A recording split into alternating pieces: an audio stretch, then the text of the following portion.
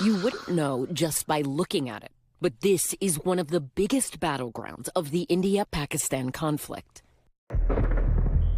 Kashmir's long and complicated history dates back to 1947, when Britain divided its former colony into two parts, a Hindu-majority state, India, and a Muslim-majority state, Pakistan.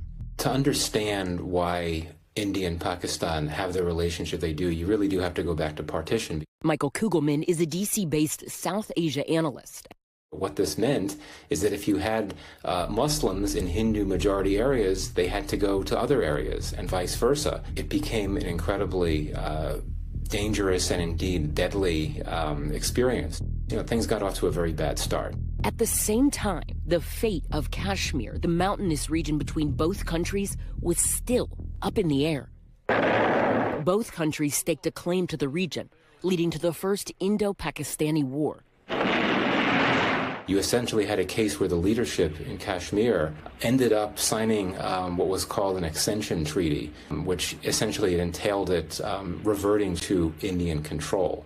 A ceasefire between Pakistan and India. And that was something that was never accepted by Pakistan, and it would lead to all types of tensions as well as several wars between India and Pakistan. Which brings us to 1965. Fighting only lasted a few weeks, but it was extremely bloody on both sides. It ended with a UN-brokered ceasefire, but peace was short-lived. A regional war erupted in 1971, which led to the creation of an entirely new country.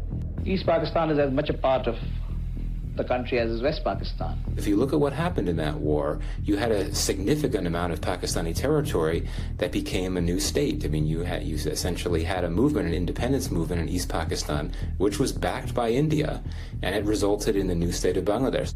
When the fighting came to an end, both countries signed a treaty known as the Shimla Agreement.